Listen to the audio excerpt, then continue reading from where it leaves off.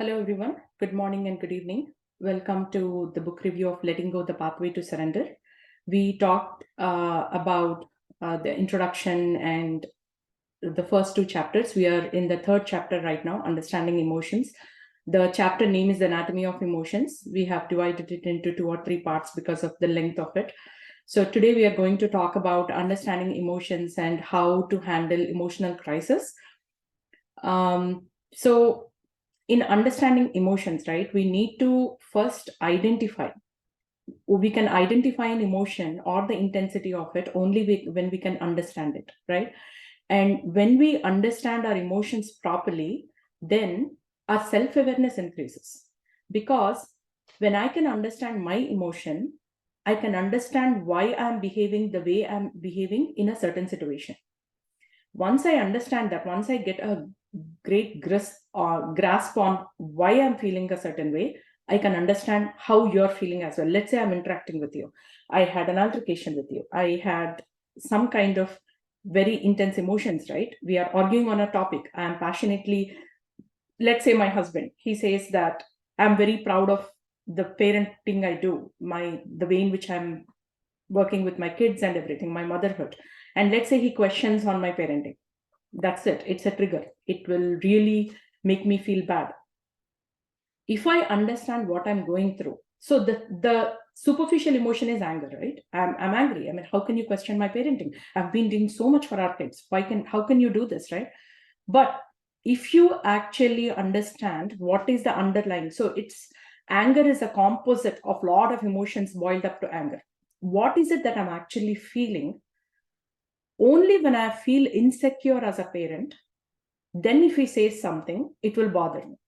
Only if I'm trying to seek validation, if he says something, it bothers me. Only if I'm trying to prove myself, right? Like I'm a good mom. So if you're doing what you're doing for wrong reasons, right? Just be yourself. I'm a mom. This is my dharma, my duty as a mom to do this. And everybody can perform their duties based on their capacities. Today, let's say I'm very sick. I'm trying to work. I have a big release at work. I have worked my ass off towards it for, like, say, 6 months. It's a big reveal, and I'm presenting. That day, my kid is sick at home, not going to school. He's in a lot of pain. And let's say my husband is also having similar things. He's working from home, but he has a bigger stake in there. Now, let's say my son comes to me and I say, you know what, just take the video games, play for like 1 or 2 hours. I have this very important presentation. I'll give him video games as a distraction and then I'll finish this. Let's say my husband takes a break and comes, and then he sees that his has a lot of fever. I haven't even given him Tylenol, and he's in a lot of pain. He hasn't eaten breakfast. I have not taken care of any of that. Then he'll come and ask, what is this, right? Now, when you understand emotional granularity really well, you have to see otherwise very respecting person who never questioned your parenting. Today he's questioned it. There is a two ways to see it. It's like, how you never question me, you always say I'm a good mom, how can you say this today to me? You can take it that way. Or a person who never questioned it is questioning today. Why is he questioning today? What is going on underneath? You cannot have that kind of, in Telugu it is called vichakshana jnanam, that kind of discrimination of the fine tuning of thoughts of individuals, unless you know it yourself and you are calm in that. Let's say I understand all this Mahabharata, right? I know in and out of it. I read about it. I wrote a PhD thesis on it. By the way, I'm very soon going to write a PhD thesis on emotions. I'm reading so many books on emotions. I think I will write. I don't know whether how much I implement is a different story. So that's what I'm saying. My mom calls it bookish knowledge. She says you guys are all theory and not practicals. So what if I read all these things, but in that moment of anger, when everything boils up, right? My release, my presentation, my boss is there, I am nervous, I am doing all these things. At that time, when I'm just about to go to the presentation, let's say my husband comes into my office room and says, what's going on? He's sick. You didn't give him Tylenol. I cannot find Tylenol. Where is it? What do I do? I'm like, oh my God, my world comes to a stall, right? Everything falls apart. When Things Fall Apart is actually the name of a book. When things fall apart, what should you do? I read that book also. So you need to have, that's where all this understanding of equanimity of mind, sthita pragnatvam, how to be balanced. Just because your world is falling apart, the other person, unless you state it very clearly, might not understand, right?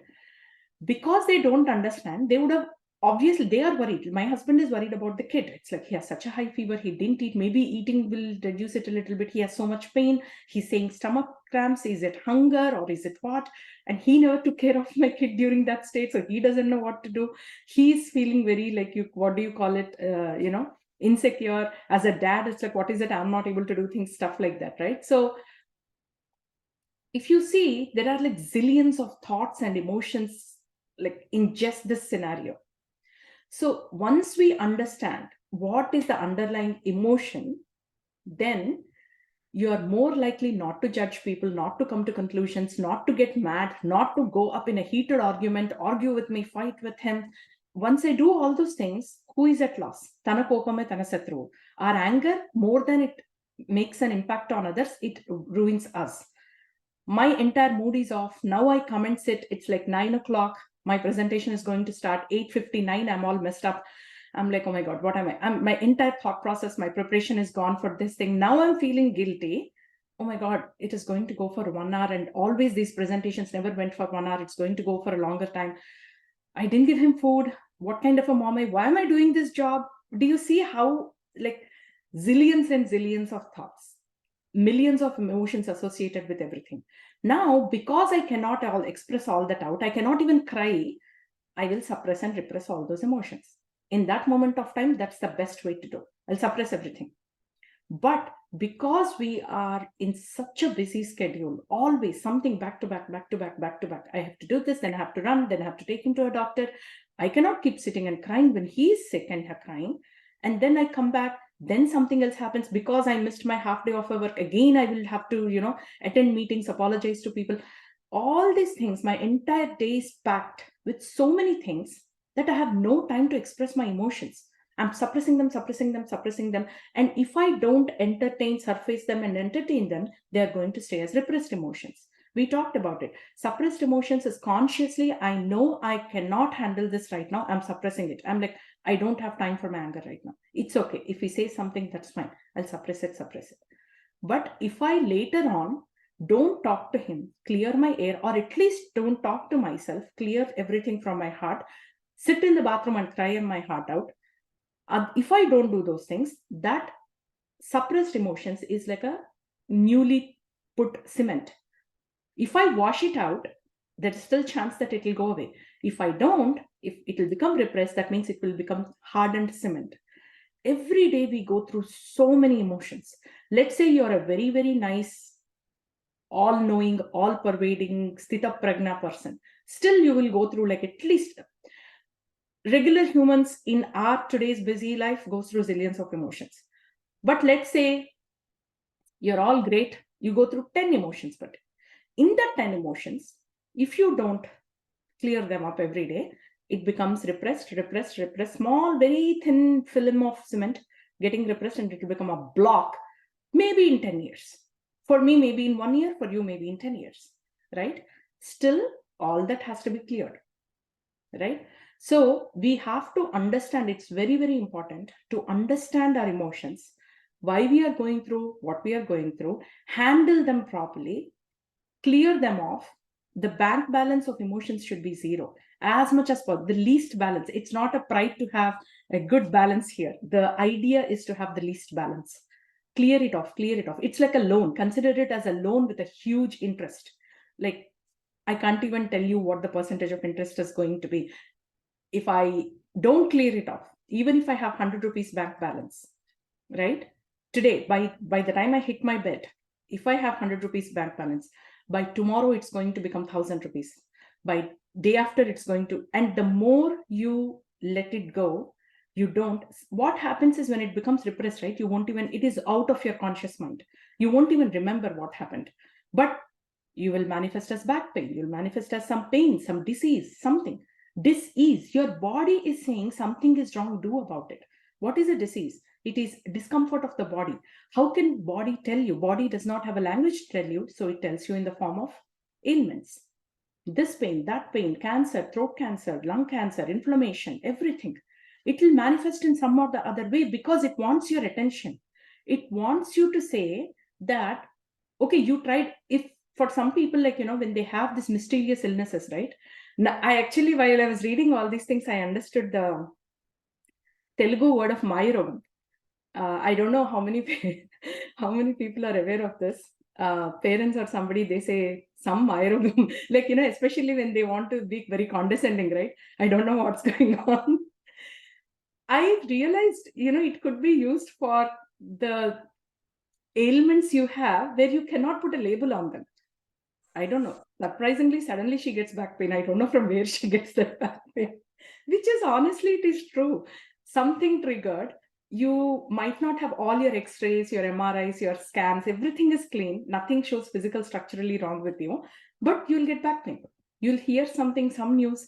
All of a sudden you're bedridden. Oh my God, my back hurts. I can't even get out of my back. That is so true. I have experienced it. That is so true for the people who have these repressed emotions which they did not deal with, and it gets triggered. Something happens, you hear some news, your brother, your mother, your dad, something, they told something, you heard something about them, it triggers. Why? Because that is your body telling you, hey, there is a repressed emotion, I'm giving you this weird pain, please focus, think. Your body is always trying to do spoon feeding, it is always trying to do, come on, eat. Even after you do spoon feeding, if you cannot eat, and you starve, whose problem is that, right? We are unfortunately so caught up in the world that we don't want to listen to our body messages. We don't want to listen to our body messages and fix things. Our body is trying to scream and tell. It is screaming. And anytime you have some problem and it keeps on getting worse in spite of medications, in spite of mitigation strategies, that means your body is screaming to tell you, stop doing the stupid things of medications and everything. Fix your emotions first. Clear your emotions. You have to, it's high time. It has been like, 20 years you have back pain. Why are you not clearing it? Right? So that is what it is. So that's a little bit of introduction of this. Now let's go into what actually the book says, right? Our thoughts, they are saved in the mind's memory bank. Okay. And it's a very, actually, if you think about it, right, it's a very meticulous process. It's a very high functioning computer, right? What we have in our mind and brain and everything, there is a filing system. And in that filing system, you have associated feelings and its fine gradations. Like, it's not even, it's like, oh, she's very sensitive. When people say you're very sensitive, right, that means you are more attuned to emotions. You know the granularity of it. She cries for everything. So when people say that, there are two things. Yes, that person is very, recently I came to know that you have a heightened central nervous system, a sensitive central nervous system. That person is very responsive and reactive to their external world. Anything, they cannot handle it. They cannot handle the emotions, they get impacted more. When there is actually a ailment called functional neurological disorder. Sigmund Freud, he coined it. I think, Sigmund Freud is the guru of psychology, right? He said that initially, let's say there is a psychological problem, like I got really, really offended by something really impacted me. That psychological thing manifests itself. If the emotions are not handled properly, it manifests itself into a neurological problem. You'll start getting some kind of nerve pain or something. That neurological problem will get enhanced whenever the psychological problem is aggravated. When you're feeling anxious, and it goes into a feedback loop. The loop has to be broken, otherwise that person is in constant pain for no reason, and you do lots of tests on them, nothing comes out. MRI, CT scans, ultrasounds, your body is fine, your physical structure is fine, but your brain did not reset. Your brain that loop has to be cut, and your brain has to be reset, that it's okay. Otherwise, you're going in that loop of constant these things. So people who have the central nervous system, just be compassionate. When you have people around you who are in a lot of pain, then just be mindful that they might be struggling to process the emotions. When you think it that way, when you see from that way, you'll be more compassionate, more, sympathetic and all. And the feelings are based on the feeling tone, not the fact. It does not matter what the fact is.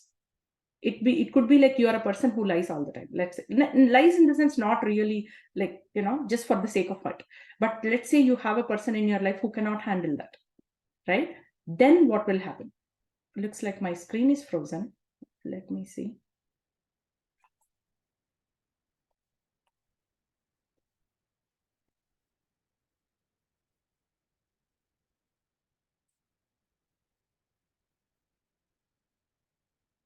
Hold on, give me a minute, okay?